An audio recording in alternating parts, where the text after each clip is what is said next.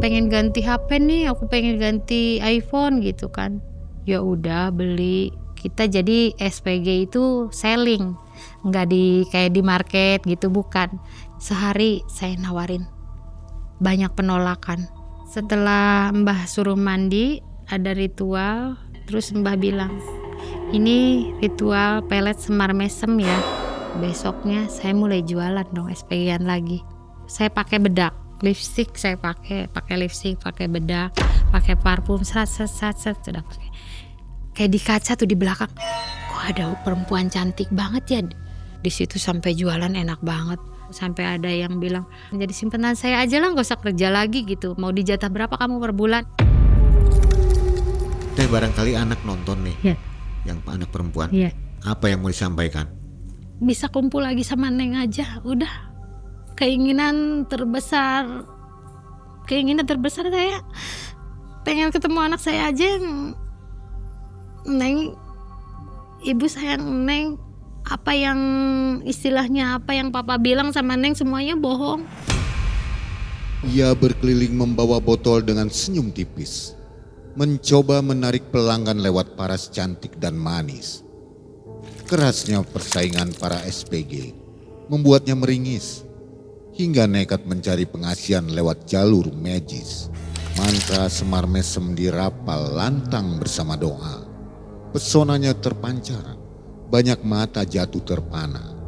Para pria hidung belang kini menjadi sasarannya dengan bantuan pelet pemikat yang diperoleh Teh Dea.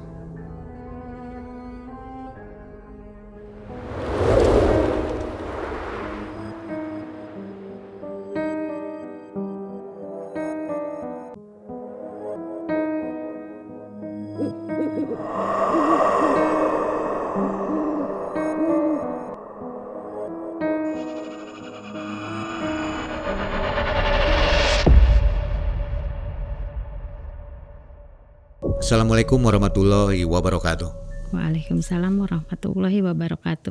Dan apa kabar sobat yang di rumah, sobat malam mencekam? Mudah-mudahan semua sehat ya, semua dalam keadaan banyak uang, rezekinya lancar, usahanya lancar semua ya. Hari ini sudah ada narasumber, namanya Teh Dea. Iya. Halo Teh Dea. Hai Mang E. Apa kabar? Baik. Sehat ya? Iya. Jadi sobat, Teh Dea punya pengalaman tahun 2015 ya. Iya. Teh Dea ini dulunya seorang SPG ya. Iya. Sales Promotion Girl. SPG bukan guru, bukan. Itu guru SPG itu ya. Beda ya. Sales. Berapa tahun jadi SPG Teh? 10 tahun. 10 tahun. Iya. Jadi ganti-ganti produk ya. Iya. Oke, jadi udah lumayan juga nih, udah expert banget ya. Iya. Nah, di sela kerjaannya itu, Teh Dea ini diajak temennya ya, Iya. untuk memakai pengasihan, penglaris. Jadi produk yang ditawarkan laris terus gitu Laris terus dibeli, nggak pernah ada yang nolak. Sampai omset meningkat ya? Sampai omset meningkat, sampai uang tips banyak, sampai banyak gadun-gadun yang banyak yang menjanjikan macam-macam. Tipsnya juga luar biasa ya? Tipsnya juga luar biasa. Kalau beli produk berapa nih, saya kasih buat jajan kamu juga gitu. Oke, sedikit nanya nih Teh, dukanya apa sih kalau jadi SPG itu? Kalau orang nggak mau beli, ada nggak yang ngece gitu, ngejek atau banyak dukanya. Kadang kan belum apa-apa udah enggak gitu kan, dia langsung bilang enggak, saya nggak mau gitu kan. Dukanya banyak seperti itu di awal saya belum pakai pengasihan itu. Pokoknya mah sangat sakit lah buat jualan tuh, susah banget sampai saya istilahnya nawarin enggak, itu sebelum enggak, pakai. gitu. Sebelum pakai itu. Setelah pakai lancar. Lancar banget, usaha saya enak banget. Gak ada yang nolak gitu. Enggak ada. Sama sekali enggak ada yang nolak. Kalau yang iseng-iseng laki-laki biasa kan lihat cewek cakep ya. Iya. Itu gimana nolaknya? Ya kita tanggapinnya ya dengan biasa aja, soalnya kan kita SPG nggak mungkin dong kita kasar gitu kan. Kalau kita ya SPG mah lemah lembut sih, kita tetap tanggepin, dirayu-rayu, ayo si abang bantu beli dong gitu kan. Kadang kan kita juga sempet kan kalau aku mau bantu beli, kamu dapat apa gitu, dapat apa ya, dapat nomor WA deh boleh gitu, nanti Benar kan itu dikasih. iya bener aku kasih Nanti dia nge-WA mulu dong. nge-WA kan, di situ kan banyak kenalan apa gitu kan Nggak dari risi itu teh. ya enggak kan, itu udah tugas saya. Oh gitu ya. Kadang kan dari WA itu dia kadang lagi apa, aku lagi butuh uang nih gini-gini, dia mau langsung transfer gitu tanpa ketemu juga. Oke baik. Nah sobat nih ceritanya seru, jadi siap-siap untuk menonton 1 jam ke depan ya. Oke. Saatnya kita nonton pengalaman dari Teh Dea. Malam Mencekam, Semakin malam semakin mencekam. ini dia Teh Dea.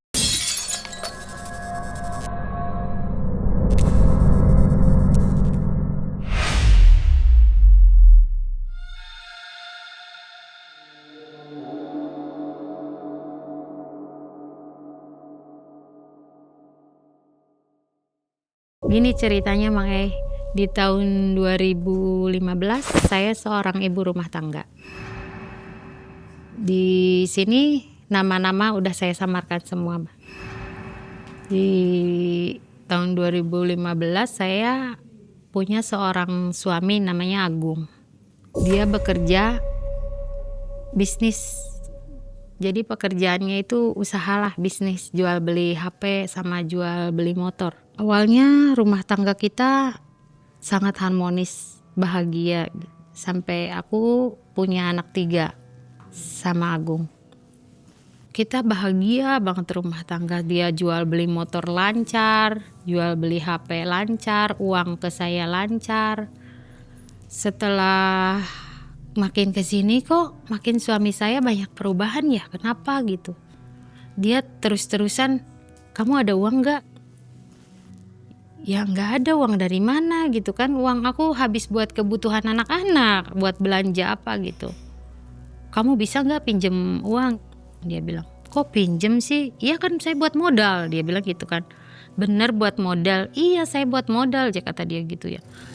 Pinjemnya kemana? Ya sebisa kamu, pinjem ke saudara kayak ke apa gitu kan. Sekarang banyak koperasi-koperasi aja yang minjemin uang gitu kan.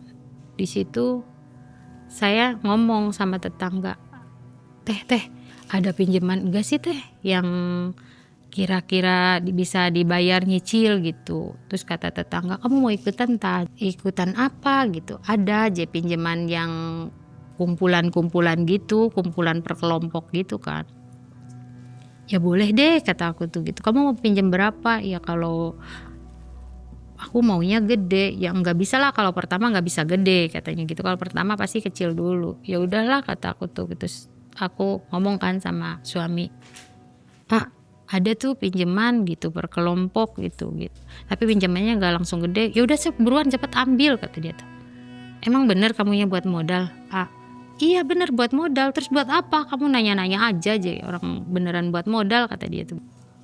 Ya udah deh, aku nanti besok ikutan kumpulan kata aku tuh gitu. Di situ aku ikut pinjam kumpulan.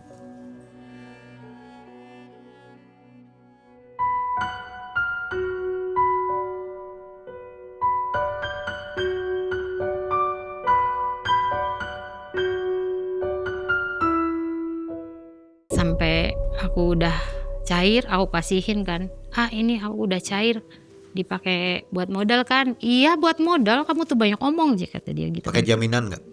Enggak, kalau yang kumpulan-kumpulan gitu nggak pakai jaminan. Cuman kalau kita nggak bayar, kita dimarahin sama tetangga-tetangga yang lain karena emang kita di situ tanggung renteng.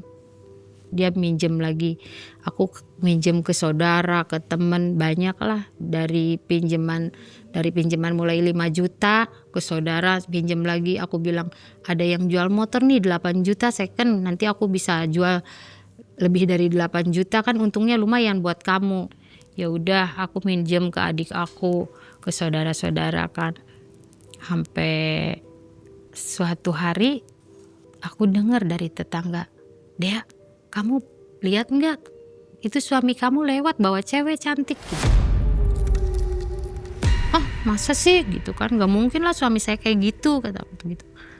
Beneran katanya gitu, tadi suami kamu lewat bawa perempuan. Yang benar gitu. Ya udah nanti juga kamu pasti tahu sendiri, kata dia. Kalau nggak percaya sih, masa sih. Di situ aku sempat ngelamun kan, oh iya enggak sih, suami saya kok sekarang beda gitu, dia uang kayak banyak banget masuknya gitu, tapi ke sayanya nggak ada gitu. Uangnya kemana juga ya? Kalau dipikir kayak iya juga, dia punya perempuan lain gitu kan di situ. Sampai suatu saat dia marah kan, datang, kamu ada uang nggak, katanya gitu. Sampai kita bertengkar hebat di situ. Dia minta uang kasar sama saya, sampai bilang, kamu tuh ngasih duit nggak sama saya?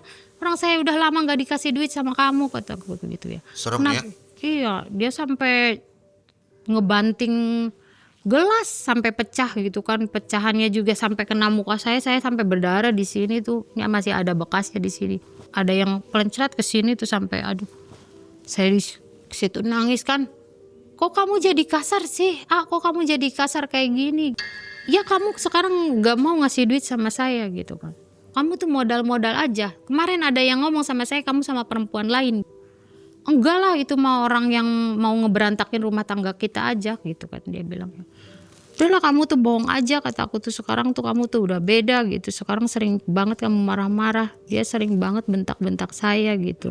Tanpa saya salah apa, dia terus nggak suka ngasih duit lagi sama saya tuh.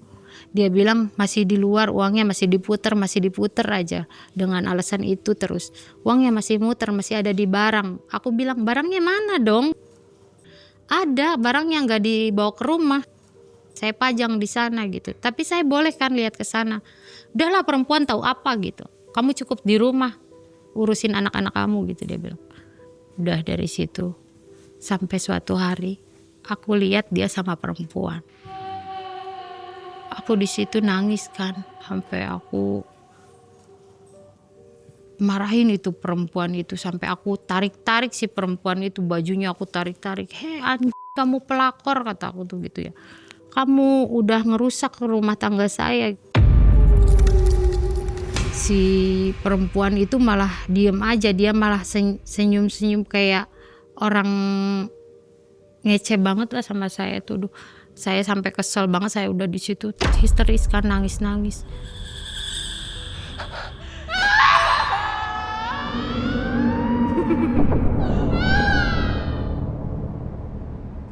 Kamu kayak gini tak? Kamu balasan kamu kayak gini tak? Balasan kamu seperti ini sama saya. Saya udah bela-belain pinjem duit sana sini. Kamu malah main perempuan. Kamu enak-enakan sama perempuan, ngabisin duit-duit yang saya pinjemin. Dia bilang, enggak, duit kamu masih ada di barang-barang gitu kan. Dia bilang tetap ngelak kan. Tapi saya nggak percaya gitu. Udah gitu suatu saat dia sempat pergi, nggak pulang-pulang. Udah dari situ dia pergi sama perempuan itu, ninggalin saya sama anak saya. Di situ saya pusing, kemana saya nyari duit ya? Udah suami saya pergi kabur, saya harus nyari duit nih, kemana? Saya ingat di situ, oh saya punya temen ya, namanya Rina, teman saya dulu. Aku datanglah ke rumah Rina. Rin, ada kerjaan gak buat saya? Saya lagi banyak utang, saya harus ngidupin anak saya gitu. Saya minta kerjaan dong.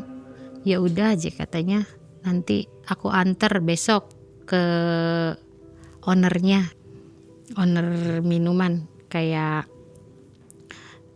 SPG gitu, SPG minuman. Oh, Rina ini SPG? Iya, SPG, dia SPG kan. Udah gitu, ya udahlah aku kerja apa aja yang penting saya bisa dapat duit. Ya pasti kalau kamu mau kerja nanti pasti dapat duit lah.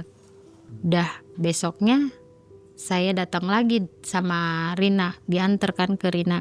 Sama Rina diantar ke CP, itu CP kayak CP semacam CP minuman gitu kan. Di situ langsung interview. Mbak langsung interview aja katanya. Mbak bisa langsung boleh ikut kerja gitu. Kita jadi SPG itu selling, nggak kayak di market gitu, bukan. Jadi kita selling keliling nyari kayak perkantoran, desa-desa, terus kadang orang-orang yang lagi nongkrong, rumah makan. Situ kita nawar-nawarin. Sehari saya nawarin, banyak penolakan. Enggak, paling saya laku 1 mungkin ada orang kasihan juga beli paling satu botol gitu.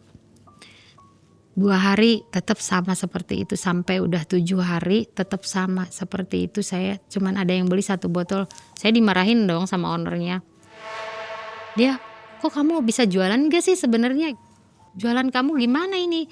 Gak kayak yang lain, kamu jualan mas sebotol 2 botol, nanti gaji kamu gimana? Ini kan persentase gitu. Kalau kamu jualan kayak gini, kamu gak bakalan dapat gaji dong, kata ownernya gitu.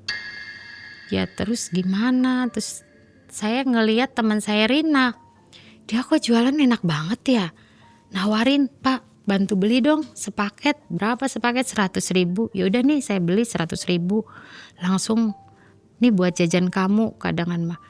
Langsung kok ada dapat jajan juga. Saya nanya dong sama Rina, Rin kamu pakai apa sih? Kok enak banget jualannya? Kalau saya kok nawarin cuman dibeli 1-2 botol gitu. Kalau kamu enak banget langsung gedor sepaket, setengah paket gitu kan, sampai uang jajan. Rina bilang sama saya, shh, kamu gak usah berisik, nanti saya kasih tahu kamu gitu, kata Rina. Bener nih, iya katanya. Nah besoknya saya ketemu lagi Rina. Rin, gimana ini caranya, saya pengen jualan kayak kamu gitu kan. Udah kamu diem, nanti kalau libur kita ke Abah. Bener nih, iya. Nah di situ saya sempat mikir juga ya, Abah ini tuh yakin bener enggak gitu. Saya tuh kurang yakin kalau kayak yang kayak gitu. Awalnya saya kurang yakin, Abah ini tuh beneran enggak, apa hanya mampatin duit aja gitu kan. Takutnya udah sok kamu sediain duit segini, takutnya saya gitu. Tapi saya lihat Rina emang bagus jualannya gitu. Di situ saya yakin juga sih kalau emang Rina nggak pakai, dia nggak bakalan jualan semudah itu gitu. Jadi saya ya udahlah, saya mau nanti liburan kita ke sana yuk, kata aku tuh gitu. Biar saya jualannya kayak kamu juga, kata aku gitu kan. Besoknya libur kan, kita tiap hari Minggu libur nih. Hari Minggu saya diajak Rina, ya udah Minggu yuk ke Abah. Kita ke Kuningan, kata Rina tuh gitu. Terus aku ke Kuningan pakai motor nih sama Rina. Di perjalanan itu saya sempat mikir, saya harus berubah. Anak saya yang 2 ikut saya, sementara suami saya pergi kabur entah kemana. Saya ditinggalin dia, saya harus bangkit. Pokoknya di perjalanan pikiran saya ke situ. Perjalanannya sangat jauh. Ada tanjakan-tanjakan kan, lewat kali-kali gede, kali itu gede-gede banget. Di situ ya Allah, pengorbanan saya sangat besar gitu buat ketemu Abah itu juga. Di perjalanan sampai ban motor kempes, kita nyari tambal ban, jauh kita dorong motor. Mungkin di situ juga ujian buat ketemu Abah. Emang ini ujiannya besar kalau pengen ketemu Abah, kata dia gitu. Pokoknya mah rintangan apapun saya mau jalankan gitu. Jadi nggak peduli suami udah kabur nih? Iya, saya udah nggak peduli sama dia. Pokoknya saya pengen kaya raya, pengen balas dendam sama suami saya gitu. Apa aja yang dibawa suami? Dibawa kabur? Yang dibawa suami saya cuma anak saya yang perempuan. Oh dibawa? Dibawa dia. Dia bawa anak saya yang perempuan, sementara yang 2 ikut saya. Sampai istilahnya saya nggak bisa ketemu sama anak perempuan saya. Setelah di perjalanan, kita ada gubuk tua, udah berhenti di situ. Rina bilang itu tempat Abah. Kita udah sampai nih ke tempat Abah. Tempat Abah itu kayak mistik, kayak semacam mistik gitu. Gubuk yang kayak udah nggak terpakai gitu kan. Kita masuk ke Abah gitu kan. Abah itu keluar. Sosok Abahnya tuh dia berjenggot putih panjang, pakai jubah putih, terus rambutnya udah beruban semua, panjang, rambutnya panjang, dikepang. Kata Abah gini, di ruangan yang penuh bunga-bunga melati, kayak kemenyan dupa gitu, wangi-wangian khas kayak gimana, saya sempat merinding pas nyampe situ. Saya merinding banget badan. Kok saya merinding Sirin? Badan saya merinding semua ini. Udah, kamu jangan hirauin itu, katanya gitu. Iya itu ada mistik-mistik di sini, banyak mistiknya. Udah gitu Abah di situ hadir dan nanya sama saya, dia, kamu namanya siapa gitu kan. Dia sempat grogi juga ngelihat Abah tuh sampai kayak kaget, takut gitu, sampai keringet dingin, sampai tangan pada dingin, sampai grogi, ngomong juga, dia pengen penglaris bah, saya pengen jualannya laris kayak Rina gitu kan. Oh, kamu mau terima konsekuensinya enggak, katanya gitu kan, sebab tetap kan harus ada konsekuensinya, kata dia gitu. Saya terima Mbah, apapun itu resikonya saya terima. Saya yang penting saya bisa kaya raya Mbah. Saya pengen balas dendam sama suami saya. Kemana suami kamu, kata. Suami saya kabur Mbah gitu. Dia sama perempuan lain. Terus tapi saya masih keingetan terus Mbah. Keingetan mantan suami. Saya masih cinta sama dia Mbah gitu. Kamu pengen lupa sama suami kamu? Iya Mbah. Yaudah ikut saya. Keluar yuk, dia kata, bilang Mbah gitu. Nyari kali, di situ ada kali gede banget. Kali gede itu Mbah tiba-tiba ngambil daun pisang. Daun pisang itu Mbah sobek kan, disobek. Terus dikasihin sama saya. Nih tulis nama mantan suami kamu di daun pisang itu, kata Mbah gitu. Ya Mbah, sok ditulis katanya gitu. Terus si daun pisang itu udah ditulis nama suami saya, mantan suami ya, ditulis di situ namanya. Terus aku kasihin, nih Mbah daun pisangnya. Setelah dikasihin, gak tahu Mbah itu kasih apa ya, kayak minyak gitu tuh, ada minyak, dia tetesin minyak gitu. Terus dia remes, terus bilang, dia, mana tangan kamu? Iya ini Mbah. Terus dia bilang, kasih ke tangan aku tuh, udah dikepel, kata dia tuh gitu, dikepel.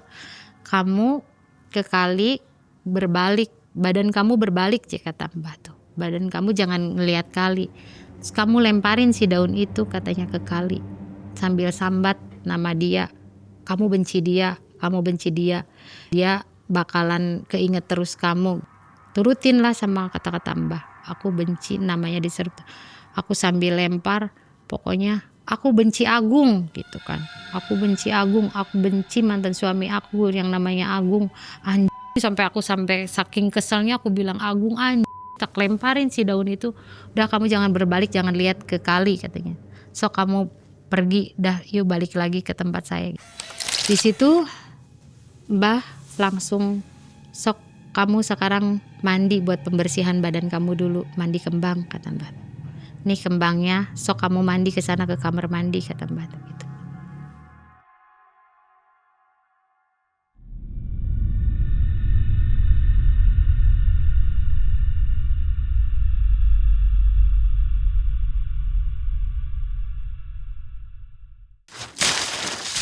Bang topinya bagus banget sih, boleh saya pinjem nggak? Suka? Suka. Mau pakai? Iya. Coba. Ih, topinya bagus ya, ada tulisan malam mencekamnya, sangat bagus ini. Coba dipakai. Boleh kan kalau aku pakai nanti kalau pulang boleh, cantik. Wah, ya Bang? keren bener. Boleh nanti dipakai ya. Oke, makasih Mang Setelah Mbah suruh mandi, ada ritual. Terus Mbah bilang, ini ritual pelet semar mesem ya gitu kan, kata Mbah. Iya Mbah gitu, peletnya pelet semar mesem, kata Mbah gitu. Semar nanti mesem ya? Iya, setelah kamu menggunakan pelet semar mesem ini, kamu akan ngerasain dampak istilahnya pokoknya mah kamu akan merasakan efeknya.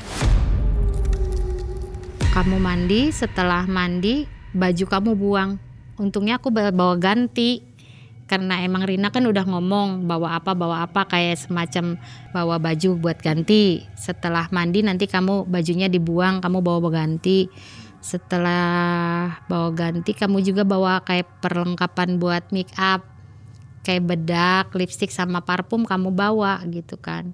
Buat nanti 3 bulan, kamu kalau mau bawa 2, 3 gitu. Pokoknya biar cukup 3 bulan aja, biar Mbah isi sekalian gitu, biar nanti kita ke sana per 3 bulan aja gitu kan. Ya udah kan saya udah di situ saya turutin apa kata Rina. Saya kasihin ke Mbah. Mbah ini perlengkapan yang Mbah maksudkan gitu yang harus dibawa. Iya mana sini nanti Mbah isi gitu. Setelah mandi, kamu ngerasain apa kata Mbah Seta? Mbah kok pada waktu mandi kayak saya ada yang meluk gitu ya. Kayak dingin gitu badannya tuh. Ya itu berarti udah masuk ke diri kamu. Udah ada yang masuk ke diri kamu berarti kamu cocok gitu kan. Berarti si orang itu mau masuk ke diri kamu kata Mbah. Nanti kamu tunggu di sini. Nanti Mbah mau ke ruangan Mbah dulu aja katanya mau ngisi. Terus kan saya bawa kantil dulu tuh ke kantil 3 yang putih. Bawa kantil juga. Mbah masuk bawa kantil, bedak, parfum sama lipstiknya dibawa ke ruangan. Ruangannya tuh tertutup sama kain putih semua. Kayak hordeng gitu. Saya sempat ngintip dong gitu kayak penasaran gitu. Kok ruangannya kayak gitu ya? Tapi udahlah gak usah kepo juga gitu kan. Yang penting saya bisa laris jualannya gitu kan. Gak tahu Mbah ngelakuin apa di dalam. Terus setelah ritual Mbah keluar. Dia katanya nih udah Mbah isi semua aja. Nih kamu makan kantilnya yang 3 ini. Aku suruh makan kantil tuh 3 buah. Aku makan sepet-sepet. Aduh Mbah kok rasanya kayak gini. Udah gak usah banyak omong makan habiskan kata Mbah gitu. Kamu pengen laris kan jualannya. Ya udah aku habiskan kan. Setelah dihabiskan aku kayak semacam kayak dingin apa kayak ada yang deret masuk gitu. Setelah itu kok ada yang aneh ya Mbah ke badan aku. Iya berarti itu masuk kata Mbah tuh. Udah berarti masuk ke kamu.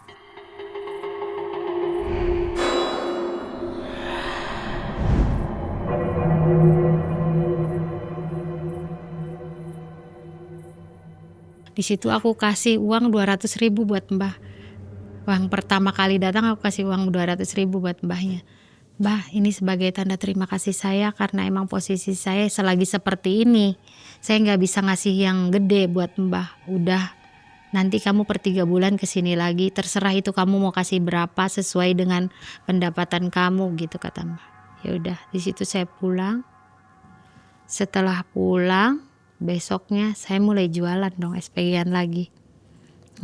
Setelah SPG-an itu saya mulai dong mau berangkat kerja itu saya pakai bedak, lipstik saya pakai lipstik, pakai bedak, pakai parfum, set sudah pakai. Terus langsung kan di situ ada yang muncul sosok cantik kayak di kaca tuh di belakang. Kok ada perempuan cantik banget ya, kelihatan gitu. Itu jelas. Jelas banget. Pakai bunga melati di sini melatinya banyak, pakai mahkota, pakai baju hijau, cantik banget.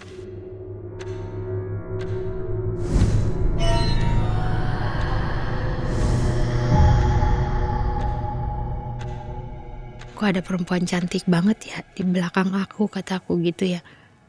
Mungkin ini yang dikatain Mbah gitu, ada yang ikut saya gitu kan. Sembari kayak badan saya berat. Kayak ada yang ikut, kayak ada yang kayak saya lagi gendong gitu. Berat di situ badan saya berat. Merinding juga. Sempet bulu kuduk tuh merinding. Terus kayak banyak yang kelebat. Apa sih sok kata orang Sunda mah ngolebat gitunya. Sok ada yang ngolebat gitu. Oh mungkin itu efek dari parfum apa lipstik sama bedak itu. Larangan semar mesem itu dari semacam make up bedak, lipstik sama parfum itu nggak boleh dipinjam sama temen.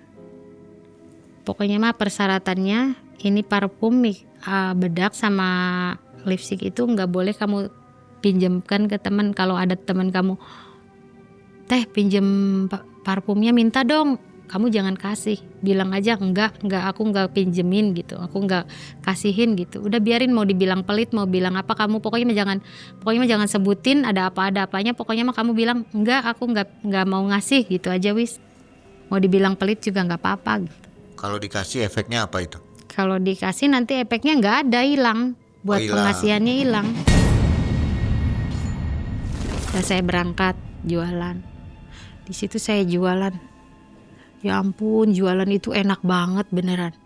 Enak banget, nawarin tuh langsung. Bantu beli dong minumannya gitu. Berapa? Satu paket. Berapa satu paket? 100 kata aku tuh gitu. 100. Oke nih katanya gitu. Saya beli. Ini buat jajan kamu. Ini beneran nih dapat jajan juga. Iya buat jajan kamu. Jangan apa-apa. Deh, kok aneh ya, enak banget ini jualannya gitu kan, sampai nawarin. Nawarin enak banget gini ya. Terus di situ pernah nih suatu hari aku nawarin orang itu susah banget. Gak mau beli sampai aku bilang, aduh Pak, bantuin 1 botol aja kata aku tuh gitu. Bapak masa nggak kasihan sih, saya kata aku tuh single parent, saya janda gitu, saya buat ngasih makan anak saya gitu, masa nggak mau bantu 1 botol aja dibeli. Enggak, saya nggak mau beli katanya gitu. Dia nolak, beneran nolak. Itu pas saya udah pakai bedak itu, pakai parfum itu, tiba-tiba si bapak itu manggil, heh sini, saya mau beli barang kamu, berapa, ada berapa kamu? Sampai dia bilang target kamu berapa? Target aku 500. Ya udah nih, targetin 500, kamu nggak usah capek-capek jualan lagi katanya. Udah pulang aja pulang. Dih, kok orang jadi baik banget ya, kataku tuh gitu ya. Ini buat beli susu anak kamu, sampai dia bilang. Di situ jualan mulai enak banget. Sampai kerasa aku ngomong dong sama Rin, kok bener ya? Abah itu bener sakti ya. Kok jualan aku jadi enak banget. Sampai setiap jualan itu aku ketemu klien-klien, sampai aku di situ kan nawarin, kadang aku kasih nomor WA nih, kata aku tuh Bapak bisa nanti pesan lagi nih, aku bilang kasih nomor WA gitu kan. Kadang kan mah konsumen kan banyak yang berbagai macam-macam ya, kadang kamu nanya kamu bisa lanjut nggak gitu. Lanjut gimana maksudnya? Ya bisa lanjut katanya gitu. Ya aku yayain aja lah biar dapat duit aja dulu gitu pertama. Yayain. Di situ sampai jualan enak banget. Sampai ada orang, kamu nggak usah kerja lah, kamu mau nggak jadi simpanan saya gitu kan? Jadi simpanan saya aja lah, nggak usah kerja lagi gitu. Mau dijatah berapa kamu per bulan? Sampai banyak yang gadun-gadun yang nawarkan seperti itu, sampai banyak setelah aku pakai pengasihan itu ya. Sampai ada suami orang pada nawarin, Dok kamu jadi simpenan aku aja. Ada yang nyangkut nggak? Ada, saya sempat nikah siri juga sama suami orang. Di situ saya nikah kan, udah gitu ketahuan sama istrinya. Di situ juga bubar lah udah. Bubar saya nikah siri, bubar. Saya sampai rambut saya copot semua, ditarik-tarik sama istri tuanya, karena emang suaminya nggak tahu kena pelet apa, mungkin sama saya nggak pulang-pulang. Udah di situ saya tetap jualan kan, jualan enak banget gitu kan. Pokoknya jualannya enak banget. Tiap 3 bulan saya kesana lagi nih ke Mbah. Habis make up saya udah habis, saya beli lagi. Saya datang lagi ke Mbah. Saya ngecas lagi ke Mbah, udah gitu saya bisa kasih uang ke Mbah 3 juta. Jadi yang dicas itu bedak, lipstik sama parfum. 3 bulan? 3 bulan. Kalau sebelum 3 bulan habis gimana? Nah sebelum 3 bulan habis saya tetap ke sana.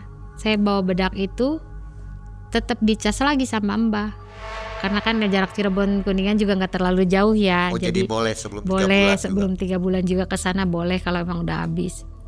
Tapi yang pastinya kita paksain sampai buat 3 bulan aja, kayak kadang bawa 2, bedak 2, parfum 2 gitu biar nyampe 3 bulan gitu. Kita pakainya juga kan diirit-irit juga biar nyampe 3 bulan. Di situ enak banget jualan, setelah jualan enak sampai saya udah banyak gadun tuh kadangan mah, Abang bantu transfer dong gitu kan, bantu buat target hari ini aja saya lagi sakit nih gak enak badan.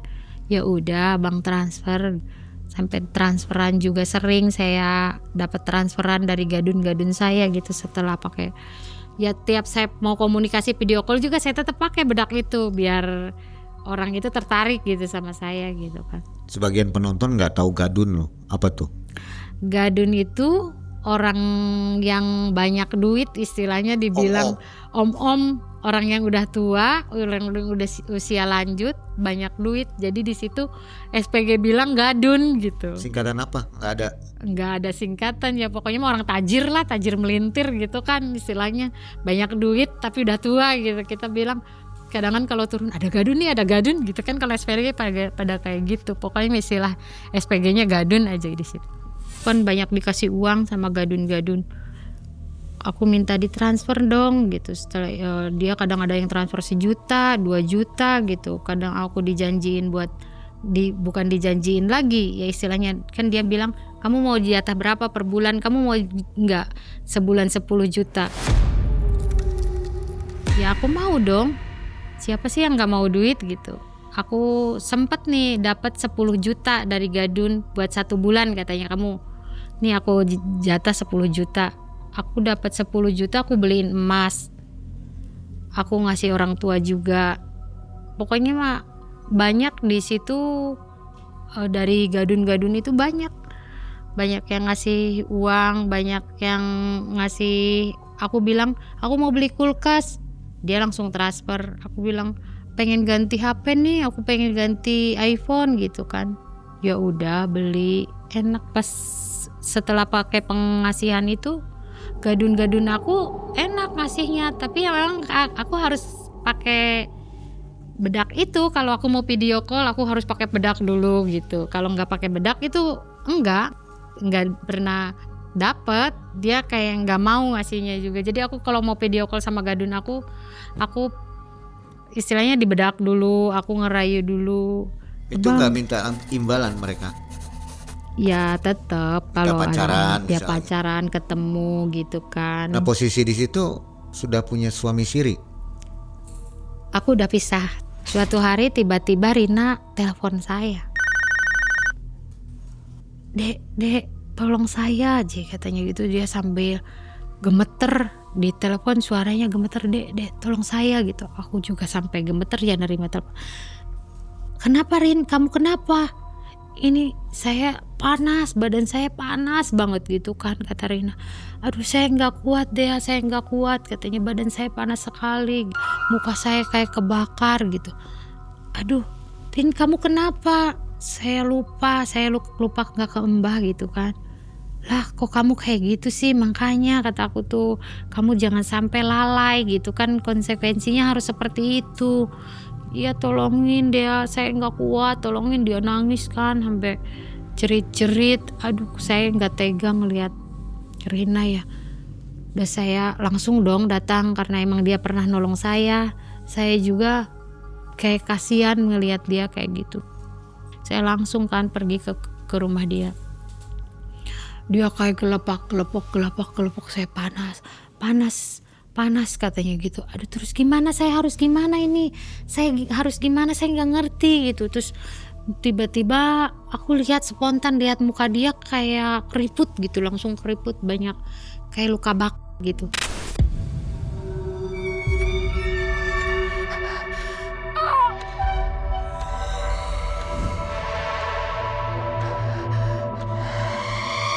Itu cepat kejadiannya langsung seperti itu.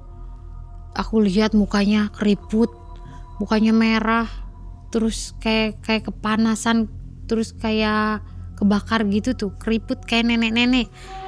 Aduh kenapa muka kamu, kataku tuh gitu. Ini kamu kenapa mukanya seperti ini gitu kan. Saya nggak tahu kenapa. Kamu udah ke dokter belum, aku bilang gitu ya. Aku udah ke dokter, tapi kata dokter nggak ada apa-apa, katanya nggak salah apa-apa. Aku nggak tahu, dokter juga bilang nggak kenapa-kenapa, nggak ada penyakit apapun. Terus ini kamu kenapa, awalnya kok bisa sampai kayak gini? Dia nangis kan, jerit. Aku lupa, katanya sakingnya aku udah terlena sama duit aku udah banyak. Aku lupa nggak kesana lagi. Aku pikir dengan aku nggak kesana juga nggak akan terjadi apapun gitu. Uang aku udah banyak, aku ngapain kesana lagi, kata dia gitu ya. Ya kamu dibilang aku juga harus kesana, kamunya ngeyel, kata aku tuh gitu. Ya udah gimana gini, ya udah kita ke Mbak sekarang kesana, kita pergi ke sana secepatnya. Kamu kan nggak bakalan kuat terus-terusan. Dia gelepak gitu kan. Di situ aku langsung pergi bawa Rina ke Mbah. Dia naik motor kan, kita ke sana pergi naik motor. Di situ dia naik kan ke motor, itu badan Rina nempel di belakang ke punggung saya, panas banget. Kayak aduh, kata aku tuh, kok kamu badannya panas banget sih? Aku nggak kuat. Nempel ke aku kayak ke punggung aku panas banget gitu, aku nggak kuat.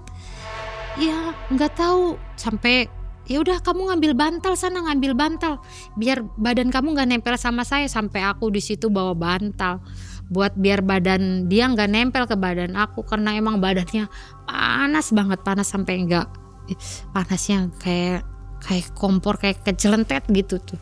Sampai aku nggak tahan. Di situ aku pergi mau nemuin Mbah.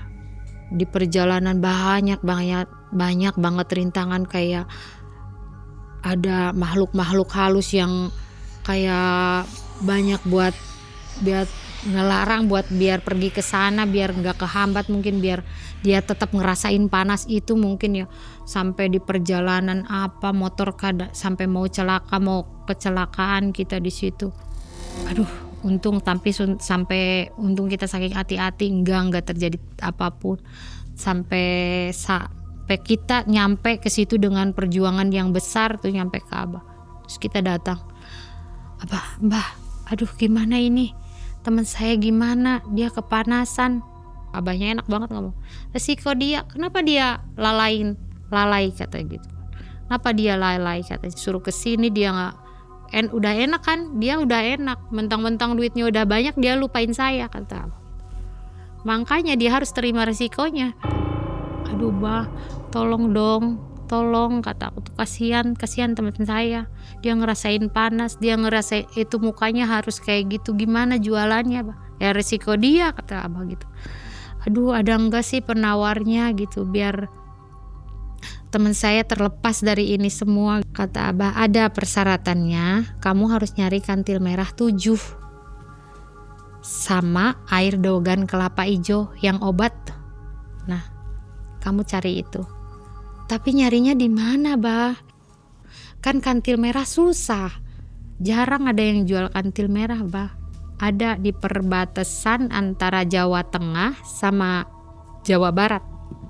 Perbatasan Cirebon itu. Nah, di situ kamu pasti itu ada pos kamling. Patokannya kamu pos kamling aja, cari pos kamling itu, nanti tanyain Pak Murkam, dia bilang. Dia jual kantil merah di situ. Dah di situ aku langsung berangkat ke sana pakai motor.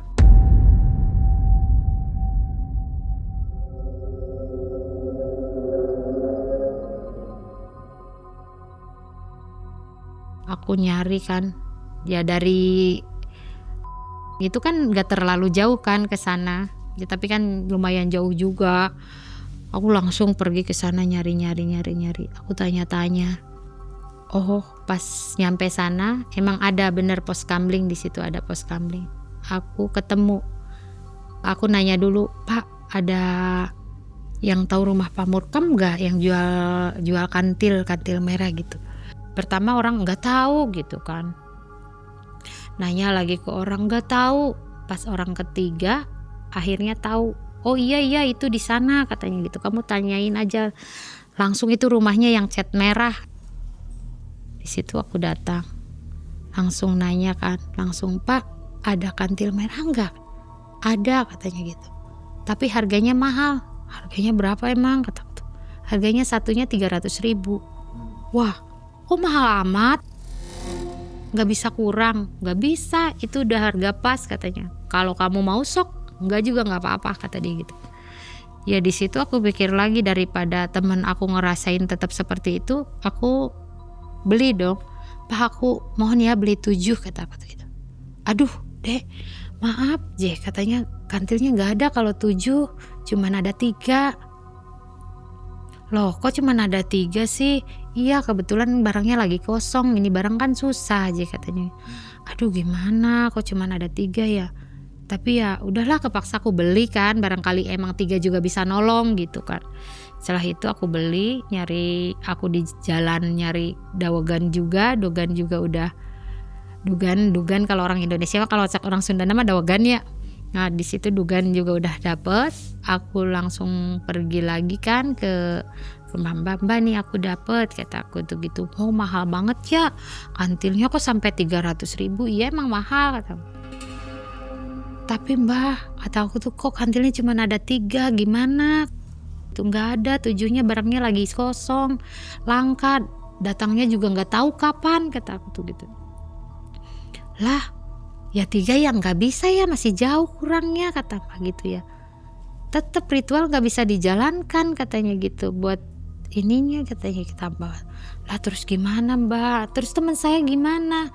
Ya dia harus terima katanya gitu, dia tetap akan seperti itu katanya gitu, karena emang kantilnya nggak ada. Nah di situ aku putus asa juga. Aduh Rin, aku maaf ya, aku nggak bisa nolong kamu. Ya mbah juga kan kamu tahu sendiri tuh, mbah juga nggak mau nolong kamu, orang kantilnya kan nggak ada. Aku udah berusaha loh nolong sampai nyari kantil merah gitu kan, emang kantil merahnya nggak ada. Dia nangis cerit-cerit, aduh gimana, katanya aku gimana ini, dia tolongin aku, ya aku nggak bisa nolong kamu, kata aku tuh gitu. Terus gimana? Di situ aku juga shock, aku juga sempat sedih ngelihat dia seperti itu. Aduh kasihan ya, gimana, aku kasihan ngelihat kamu, aku juga nggak tega ngelihat kamu di kayak gini, aku nggak tega, demi Allah nggak tega, kata aku tuh gitu. Terus aku apa yang harus aku lakukan, kata aku tuh gitu ya. Yaudah yuk kita pulang aja yuk, kata aku tuh gitu. Barangkali nanti di rumah kamu rada berkurang atau ada apalah gitu, kita pikirkan aja lagi nanti di rumah gitu. Udah kita pulang. Sementara itu Rina tetap keadaannya seperti itu. Dia dengan mukanya dia seperti nenek-nenek keriput. Udah badannya tetap masih kepanas-panasan, masih jerit-jerit panas gitu. Akhirnya ownernya nelpon kan, Rin kamu kenapa gak masuk gitu, kamu SPG-nya gimana ini? Aduh saya gak bisa SPG-an lagi, saya resign aja gitu. Udah di situ Rina resign, dia nggak SPG-an lagi karena emang SPG gimana ya, keadaan dia terus seperti badannya panas, terus dia muka keadaannya keriput, dia nggak bisa buat SPG-an lagi. Akhirnya dia resign. Setelah itu saya di rumah tetap saya masih SPG-an, saya masih ngasilin uang karena emang saya nggak pernah lupa buat kesana, buat istilahnya ngecas lagi saya tetap jalankan. Tapi saya di situ ngelihat Rina keadaannya seperti itu, saya pikir aduh gimana kalau saya sampai lupa keadaan saya seperti Rina, aduh gimana gitu ya. Saya nggak mau dong kayak Rina kayak gitu. Saya sempat dihantui kayak aduh saya takut kejadian Rina nimpa saya gitu. Gimana kalau kejadian Rina sampai nimpa saya gitu. Di situ aku nanya ke teman aku sempat kayak gini gitu, ada nggak sih solusi gitu kan? Adalah katanya solusi, kamu pergi katanya ke Cirebon Timur, ada di situ guru spiritual, kiai gitu kan. Setelah itu saya ke Cirebon Timur buat nemuin Kiai Aep itu guru spiritual. Aku di situ curhat sama Kiai itu. Pak Kiai, aku awalnya seperti ini. Aku ceritain dari awal saya punya suami saya kabur sama perempuan lain, aku banyak hutang, sampai pada akhirnya aku SPG-an dari mulai nggak laku sampai laris manis, sampai kejadian Rina yang mengenaskan lah. Keadaannya sangat mengenaskan, aku tinggalin dia tetap keadaannya masih mengenaskan. Aku di situ takut, aku bilang aku takut kejadian Rina menimpa aku gitu.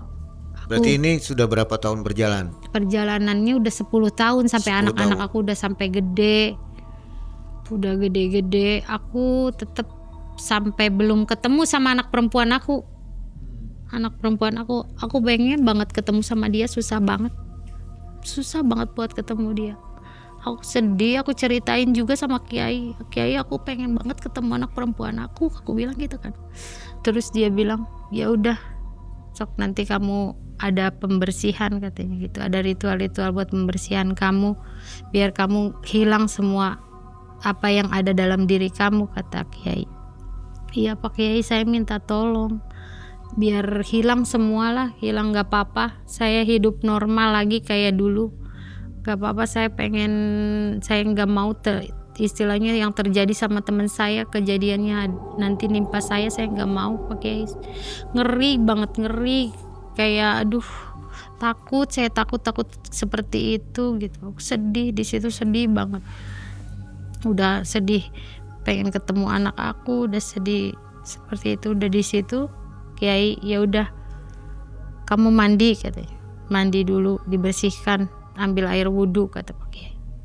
Disuruh mandi. Di situ setelah mandi Pak Kiai ngedatangin anak pondok 7. Di situ ada anak pondok pesantren 7 tawasulan kan. Di hari pertama aku tawasulan, aku ngerasa di hari pertama itu badan aku dingin kayak keringet dingin semua, kayak aduh Pak Kiai kok aku dingin ya gitu. Iya itu efek, katanya efek buat pembersihan kamu, sok kamu lanjutin aja. Terus berlanjut di hari kedua tetap anak pondok pesantren ada 7 buat tawasulan itu sama Bapak Kiai itu, ada 7 orang di situ pada tawasulan.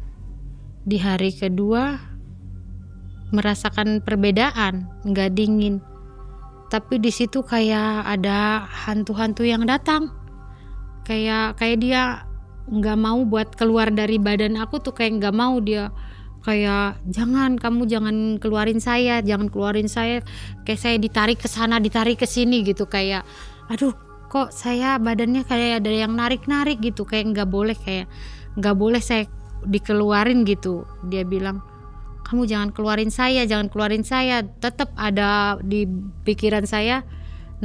Di pikiran saya dia kayak ngerasukin, nanti kamu jualannya gimana, kamu nggak bakalan laku lagi jualannya gitu. Di situ oh iya, tapi saya nggak mau kejadian teman saya kayak nimpa ke diri saya gitu kan, saya mau normal aja lah, nggak apa-apa gitu kan. Udah di situ berbagai macam cara gitu saya buat, aduh saya teguh pendirian nih, pokoknya saya pengen berubah, pokoknya Pak Kiai bantu saya sok kamu baca doa katanya, terus berdoa, berzikir kata Pak Kiai, terus zikir kamu jangan lepas kata Pak Kiai. Udah di hari kedua. Di hari ketiga tetap ngerasain, pokoknya mah di hari ketiga tetap ngerasain banyak banget kayak semacam pocong, orang nenek-nenek yang datang tuh, kayak dia nakut-nakutin nih, kamu kayak gini nih nantinya kayak nenek-nenek ini. Terus ada pokoknya pocongnya tuh ada yang banyak darahnya, aduh ngeri, pokoknya ada orang tinggi gede hitam pada datang, pokoknya saya ngeri.